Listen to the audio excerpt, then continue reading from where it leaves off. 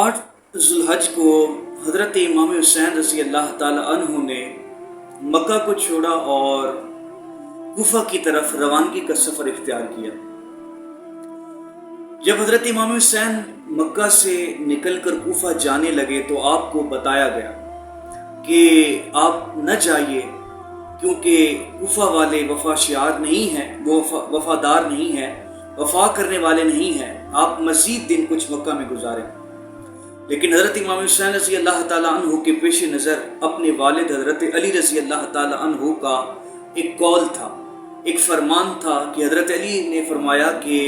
कुरैश के एक नौजवान की वजह से हरम की इज़्ज़त और तक़द्दुस पामाल होगा और उसकी वजह से हरम के अंदर खून रेज़ी होगी। तो हज़रत इमाम हुसैन रज़ी अल्लाह ताला ने फरमाने लगे कि अगर मक्का के अंदर यजीद के फौजी मुझे गिरफ्तार करने की कोशिश करते हैं, वो कोई इकदाम करते हैं, तो उस सूरत में क्या होगा कि जो हमसे मोहब्बत करने वाले हैं तो हमारे दिफा में वो तलवार उठाएंगे, और मैं नहीं चाहता कि मेरी वजह से मक्का की ये मुकद्दस सरजमीन ये खून आलूद हो, इस पे खून रेजी हो। लिहाजा आपने फरमाया कि इस मकसद के लिए मक्का को छोड़ रहा हूँ।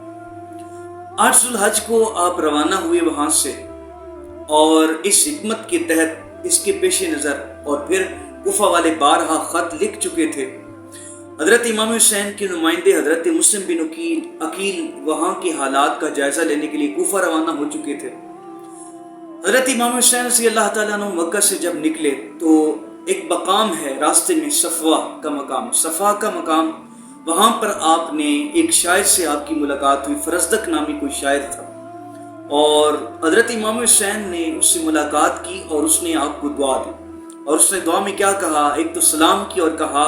कि अल्लाह ताला आपकी मुराद पूरी करे और वो चीज़ आपको अता फरमाए जिसके आप तलबगार हैं। तो हज़रत इमाम हुसैन रज़ी अल्लाह ताला अन्हु ने उससे पूछा कि कूफा से आ रहे हो, कूफा वालों के हालात क्या हैं उन लोगों के? तो फरजदक ने हज़रत इमाम हुसैन को कहा, कुलूबुन नास से मा का वसयूफुहुम मा बनी उमैया, कि ए इमाम हुसैन, कूफा वालों के दिल तो आपके साथ हैं, लेकिन उनकी तलवारें जो हैं वो बनु उमैया के साथ हैं। यानी कि दिली तौर पर तो आपसे मोहब्बत करते हैं, लेकिन ये भी हकीकत है कि जब उन पर मुश्किल वक्त आ जाएगा तो फिर वो कूफी जो है वो बनु उमैया के साथ मिल जाएंगे और यजीदी लश्कर के साथ मिल जाएंगे। बहर तौर उन्होंने कहा, उस शायर ने कहा कि कज़ाए इलाही आसमान से नाजिल होती है और जो अल्लाह चाहता है वही होता है। तो हज़रत इमाम हुसैन फरमाने लगे, हाँ तुमने ठीक कहा कि बेशक अल्लाह के हाथ में पहले भी अमर था, बाद में भी अल्लाह ताला के हाथ में इख्तियार है, वो जो चाहता है वो करता है। आप उससे सलाम कहकर रुखसत हुए। फिर जब फरजदक से मुलाकात करके ये हुसैनी लश्कर जो है अपने सफ़र की तरफ रवाना हुआ, तो इसी दौरान में हज़रत इमाम हुसैन रज़ी अल्लाह ताला अन्हु के अपने भांजे ओनु मोहम्मद, जो कि हज़रत अब्दुल्ला बिन जाफिर रज़ी अल्लाह ताला अन्हु के साहबजादे हैं, ये आपके पास पहुँचे और अपने वालिद अब्दुल्ला बिन जाफिर रज़ी अल्लाह ताला अन्हु का ख़त जो है वो हज़रत इमाम हुसैन रज़ी अल्लाह ताला अन्हु को पहुँचाया। और उस ख़त में क्या लिखा था, हज़रत अब्दुल्ला बिन जाफिर ने उस ख़त में ये तहरीर लिखी थी कि मैं आपसे ये इल्तिजा करता हूँ कि मेरा ये ख़त जब आपको पहुँचे तो आप फ़ौरन वापस पलट आएँ, क्योंकि जो सफ़र आपने इख्तियार किया है इसमें मुझे आपकी हलाकत नज़र आ रही है और आले बैत कराम की बर्बादी का खौफ है। लिहाजा अगर आप हलाक हो जाते हैं तो इस्लाम का नूर बुझ जाएगा और आप हिदायत याफ्तों के रहनुमा और अहले ईमान की उम्मीद है। लिहाजा अगर आपको कुछ हो गया तो फिर हम क्या करें? आप इस सफ़र में उजलत न कीजिए, आप जो ही ये ख़त पा लें तो वापस आइए और मैं इस ख़त के पीछे आ रहा हूँ। यानी कि ये ख़त जो है आप तक पहुँचेगा और मैं भी इस ख़त के पीछे पीछे आप तक पहुँच जाऊँगा। वस्सलाम। हज़रत अब्दुल्ला बिन जाफिर इन्होंने ये ख़त अपने बच्चों ओनु मोहम्मद को देकर हज़रत इमाम पाक के पीछे रवाना किया और ख़ुद जो है उस वक़्त मक्का का जो अमीर था अमर बिन सईद, उसके पास गए और उससे जाकर कहा कि तुम एक ख़त लिखो हज़रत इमाम हुसैन की जानिब ایک تحریر لکھو جس میں یہ لکھا ہو کہ ہم آپ کو ضمانت دیتے ہیں آپ کی حفاظت کی، آپ جو ہے وہ مکہ میں تشریف لے آئیں، آپ کو ہم آپ کی ضمانت کی گارنٹی دیتے ہیں، آپ کی اور آپ کے گھر والوں کی، اور اس پر مہر ثبت کر دو۔ تو عمر بن سعید نے عبداللہ بن جعفر رضی اللہ تعالیٰ عنہ سے کہا کہ آپ میری جانب سے جو بھی لکھنا چاہیں خط میں لکھ لیں اور مجھ سے جو ہے اس پر مہر لگوا دیں، میں اس پر مہر لگا دوں گا۔ حضرت عبداللہ بن جعفر نے اس پر جو لکھنا تھا وہ لکھ دیا اور عمر بن سعید نے اس پر مہر لگا دی۔ تو حضرت عبداللہ بن جعفر نے اس سے کہا کہ آپ بطور ضمانت کوئی شخص بھی میرے ساتھ بھیجیں، میں امام حسین کے پاس پہنچوں گا تو بطور ضمانت کوئی شخص بھی میرے پاس بھیجیں تاکہ وہ اس بات کی گواہی دے کہ آپ نے جو ہے وہ حضرت امام حسین رضی اللہ تعالیٰ عنہ کی طرف اسے بھیجا ہے۔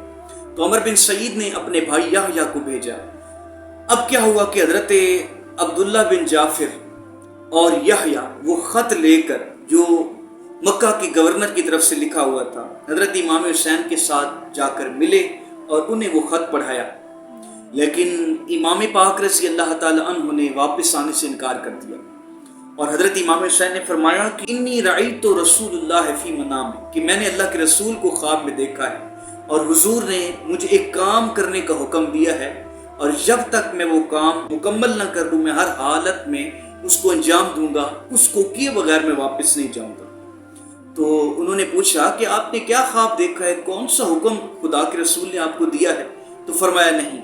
میں وہ تمہارے سامنے بیان نہیں کروں گا یہاں تک کہ میں اپنے رب عز و جل کے ساتھ جا ملوں۔ بہرحال حضرت امام حسین نے واپس آنے سے انکار کر دیا اور کہا کہ رسول پاک صلی اللہ علیہ وسلم نے میری ڈیوٹی لگائی ہے، میں وہ کروں گا جو مجھے حکم دیا ہے، اس کی میں تعمیل کروں گا۔ دوسری جانب حضرت مسلم بن عقیل رضی اللہ تعالی عنہ جو حضرت امام حسین کے نمائندے کے طور پر کوفہ میں گئے تھے، ان کو شہید کر دیا گیا تھا، اور اس بات کی کوئی خبر جو ہے حضرت امام حسین تک نہیں پہنچی تھی ابھی تک، اور امام حسین رضی اللہ تعالی عنہ اور آپ کے یہ جو لشکر تھا جب وادی ذی رماح کے مقام الحاجر پر پہنچا تو وہاں پر ایک روایت میں آتا ہے کہ ایک مورخ لکھتے ہیں کہ قیس نامی شخص کو، اور ایک روایت میں یہ بھی آتا ہے کہ آپ نے اپنے جو رضائی بھائی تھے عبداللہ بن بختر ان کے ہاتھ ایک خط بھجوایا، اور اس خط میں کیا لکھا تھا؟ حضرت امام حسین نے اس میں لکھا کہ مجھے مسلم بن عقیل کا خط مل گیا ہے جس میں انہوں نے ہمارے متعلق حسن رائے اور ہماری مدد و حق طلبی کے لیے تمہاری اجتباء کی خبر دی ہے۔ اللہ تعالیٰ ہمیں ہمارے مقصد میں کامیاب فرمائے اور تمہیں اس اعانت، اس مدد پر اجر عظیم عطا فرمائے۔ اور ساتھ میں لکھا کہ میں 8 ذی الحج کو منگل کے دن یوم ترویہ کے روز مکہ سے روانہ ہو چکا ہوں، اور جب تمہارے پاس میرا یہ قاصد یہ میرا خط لے کر پہنچے تو مخفی طور پر اپنے کام کی کوششوں کو بڑھا دینا، میں انشاءاللہ جلد تمہارے پاس پہنچنے والا ہوں۔ والسلام علیکم ورحمۃ اللہ وبرکاتہ۔ یہ تحریر حضرت امام حسین رضی اللہ تعالی عنہ نے وادی ذی رماح کے مقام سے وہ لکھ کر بھیجی کوفہ والوں کی جانب۔ اب قاصد وہ پیغام لے کر، وہ خط لے کر روانہ ہوا کوفہ کی جانب۔ قادسیہ کے مقام پر وہ پکڑا گیا اور اسے ابن زیاد کے سامنے پیش کیا گیا، تو ابن زیاد نے اس سے کہا کہ محل کی چھت پہ چڑھو اور حضرت علی، حضرت امام حسین رضی اللہ تعالی عنہما ان کو گالیاں دو۔ قاصد کو لے جایا گیا ابن زیاد کے محل کی چھت پر، اور اس نے وہاں پر چڑھ کر حضرت امام حسین اور حضرت علی رضی اللہ تعالی عنہ کو گالیاں نہیں دی، بلکہ اس نے ان کی تعریف کی اور ان کے مدح کے کلمات کہے اور ان کی مغفرت کے لیے دعائیں کی، اور ساتھ میں ابن زیاد کو اور اس کے والد کو لعنت کی اور لوگوں کو بتایا کہ میں امام حسین کا فرستادہ ہوں، ان کا پیغام رساں ہوں، اور وہ مکہ سے روانہ ہو چکے ہیں، جلد تم تک پہنچ جائیں گے، اور تمہارے لیے لازم ہے کہ تم ان کی فرمانبرداری اور اطاعت کرو ان کی۔ ابن زیاد کو جب پتہ چلا کہ اس نے یہ کہا ہے تو اس نے حکم دیا کہ اس کو محل کی چھت سے پھینک دیا جائے، لہٰذا اس قاصد کو محل کی چھت سے پھینک دیا گیا، اور اس کی جو ہیں ہڈیاں جو ہیں وہ چور چور ہو گئیں اور وہ شہید ہو گئے۔